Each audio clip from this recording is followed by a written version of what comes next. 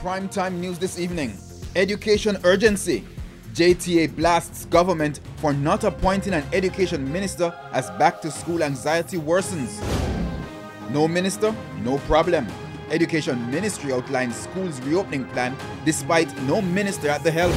And Health Ministry announces 2 more COVID-19 deaths in the last 24 hours.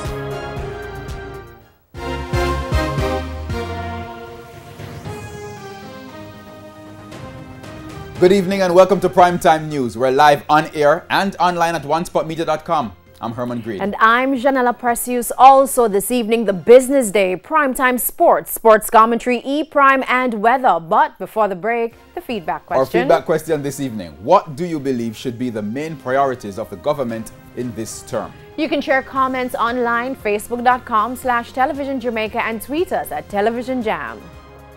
Please stay tuned. Primetime News returns right after this break.